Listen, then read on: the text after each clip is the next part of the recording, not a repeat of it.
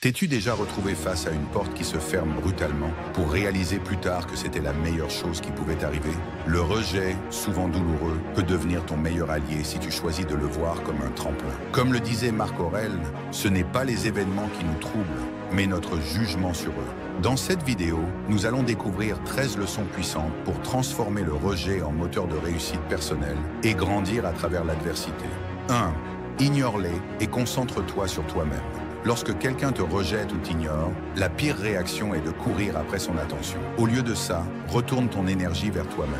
Je suis trop précieux pour mendier l'attention pourrait devenir ton mantra. Cultive tes passions, apprends une nouvelle compétence ou entoure-toi de ceux qui te valorisent. En détournant ton attention des autres pour te concentrer sur ta croissance, tu fais preuve de maturité émotionnelle et d'un profond respect pour toi-même. 2. Ne réagis pas émotionnellement. Le rejet peut piquer, mais il ne définit pas ta valeur.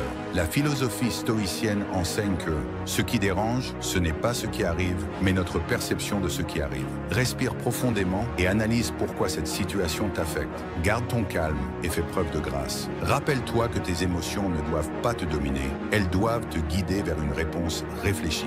3. Fais preuve de détachement émotionnel. Le détachement ne signifie pas ignorer tes émotions, mais apprendre à les gérer. Visualise le rejet comme un simple événement dans ta vie et non comme une barrière insurmontable. Ce qui ne te tue pas te rend plus fort, disait Nietzsche. Plutôt que de ressasser le passé, redirige ton énergie vers des activités qui nourrissent ton esprit et élèvent ton âme. 4. Démontre leur indifférence en prouvant ta valeur. Le rejet est souvent une opportunité déguisée pour prouver ce dont tu es capable. Si on t'ignore dans une réunion ou qu'on sous-estime tes compétences, utilise cette énergie pour exceller dans tes projets. Comme le dit un adage célèbre, quand une porte se ferme, une autre s'ouvre. Le rejet n'est pas une fin, c'est un redémarrage vers quelque chose de mieux aligné avec ton potentiel. 5. Utilise le silence comme outil stratégique. Choisir le silence en réponse au rejet n'est pas une faiblesse, c'est une force. Le silence te permet de reprendre ton pouvoir et de te recentrer. Cette pause est une opportunité pour toi de réfléchir, de recharger et de montrer que ta paix intérieure n'est pas négociable. Celui qui contrôle ses émotions contrôle son monde, disait Sénèque 6. Prove them wrong. Dépasse leurs attentes. Le rejet peut devenir ta motivation pour surpasser tes limites. Si quelqu'un doute de toi, utilise ce doute pour t'améliorer. Développe des compétences qui mettent en valeur tes forces. Ne le fais pas pour les autres, mais pour toi-même. Ton succès silencieux sera ta meilleure réponse. 7. Redécouvre la joie et prends du plaisir. Face au rejet, on a souvent tendance à s'isoler. Pourtant, chercher la joie dans de nouvelles expériences ou passions est une manière puissante de retrouver de l'énergie. Essaye un nouveau hobby, entoure-toi d'amis sincères et rappelle-toi que tu es bien plus que ce que les autres peuvent penser de toi. 8. Crée ton propre réseau de positivité. Entoure-toi de personnes qui croient en toi et partagent tes valeurs. Comme l'a dit Jim Rohn, tu es la moyenne des 5 personnes que tu fréquentes le plus. Si certaines personnes ne t'accordent pas l'attention ou le respect que tu mérites, tourne-toi vers celles qui t'élèvent. 9. Fixe des limites émotionnelles. Ne donne pas à ceux qui t'ignorent le pouvoir de te blesser. Les limites émotionnelles ne sont pas une forme de vengeance, mais un acte de préservation de ta paix intérieure. Cela montre que tu valorises ton énergie et que tu refuses de la gaspiller sur ceux qui ne la méritent pas. 10. Réfléchis plutôt que de réagir. Comme l'enseigne Marc Aurèle, l'obstacle est le chemin. Chaque rejet est une opportunité pour réfléchir, apprendre et adapter ton approche. Utilise ces moments pour renforcer ta résilience et clarifier tes objectifs. 11. Fais le tri dans tes relations. Certaines relations ne méritent pas d'être poursuivies. Si quelqu'un ne voit pas ta valeur, cela ne signifie pas que tu dois changer, mais que tu dois réévaluer qui mérite ton énergie. 12. Investis dans ta croissance personnelle. Chaque rejet peut devenir un tremplin pour améliorer ton esprit, ton corps ou tes compétences. Travaille sur toi-même de manière proactive, car au final, c'est ton évolution qui compte. 13. Transforme chaque non en opportunité. Le rejet est souvent un signe qu'une meilleure opportunité t'attend ailleurs. Plutôt que de le voir comme une impasse, vois-le comme une redirection vers quelque chose de plus aligné avec tes aspirations. Le rejet peut sembler une fin, mais c'est souvent un début. En adoptant ces 13 stratégies, tu peux transformer chaque non en tremplin vers ta plus grande réussite. Souviens-toi que ta valeur ne diminue pas en fonction de la perception des autres. Reste fort, sois résilient et utilise chaque défi comme une opportunité pour grandir. Partage tes expériences dans les commentaires et dis-nous comment tu transformes le rejet en victoire. As-tu déjà entendu l'expression « ne te mets pas en feu pour réchauffer les autres » Cette puissante métaphore nous invite à réfléchir à la manière dont nous équilibrons la gentillesse avec le soin de soi. Les stoïciens nous enseignent une voie, un chemin de générosité équilibrée qui enrichit les autres tout en préservant notre bien-être. Dans cette vidéo, nous explorerons 4 stratégies principales et plusieurs sous-principes pour naviguer sur cette fine ligne entre donner et se préserver. 1. Ne te mets pas en feu pour réchauffer les autres. La première leçon stoïcienne est un appel à reconnaître les limites de notre gentillesse. Être généreux est une qualité admirable, mais sacrifier son propre bien-être pour aider les autres est une voie vers l'épuisement. Imagine 2 voisins jardiniers. L'un se concentre d'abord sur son propre jardin, veillant à ce qu'il soit bien entretenu. Grâce à ses efforts équilibrés, il peut offrir ses fruits excédentaires à ses voisins. À l'inverse, le second passe tout son temps à aider les autres, négligeant son propre terrain qui finit par dépérir. Cette histoire illustre que prendre soin de soi d'abord n'est pas égoïste, mais nécessaire pour avoir la force d'aider les autres efficacement. Comme disait Marc Aurèle, le premier devoir est envers soi-même. Si tu perds ton équilibre intérieur, tu ne pourras pas soutenir les autres. 2. La réciprocité a une limite. Beaucoup d'entre nous donnent avec l'espoir, conscient ou non, de recevoir en retour.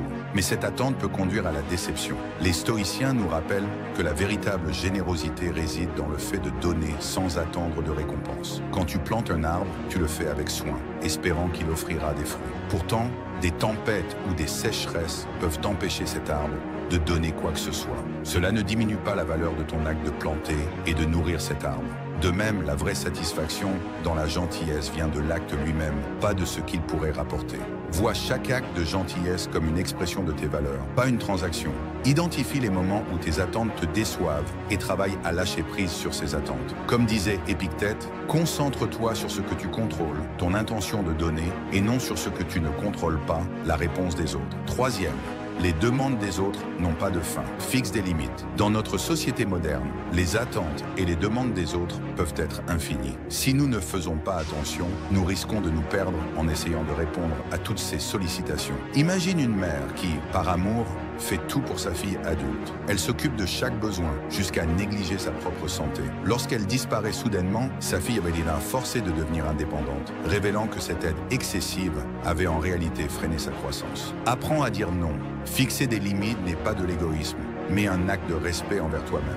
Reconnais que soutenir les autres ne signifie pas tout faire à leur place. Parfois, laisser les autres se débrouiller favorise leur croissance personnelle. Sénèque disait « Il est noble de soutenir les autres, mais il est tout aussi noble de les laisser apprendre à se tenir debout. » 4e. Ne deviens pas invisible dans ta propre vie. Un danger subtil de la gentillesse excessive est qu'elle peut te rendre invisible. À force de toujours dire oui et d'être disponible, les autres risquent de ne plus voir ta valeur réelle. Le pouvoir du non, une transformation. Dire non de manière réfléchie n'est pas une fermeture aux autres, mais une ouverture à soi-même. Cela envoie un message clair. Je respecte mon temps et mon énergie et je m'attends à ce que tu fasses de même. Risque d'une disponibilité constante. Être perçu comme faible ou exploitable. Se retrouver uniquement sollicité pour des besoins, mais oublié dans les moments de joie ou de reconnaissance. Application pratique. Pratique l'introspection. Demande-toi pourquoi tu as du mal à dire non. Est-ce par peur d'être mal perçu? Redéfinis tes relations. Distingue les connexions authentiques des relations transactionnelles. Citation de Cicéron. Ce que tu penses de toi-même compte plus que ce que les autres pensent de toi. Stratégie pour renforcer tes limites avec le stoïcisme. 1. Élimine la peur de dire non. O.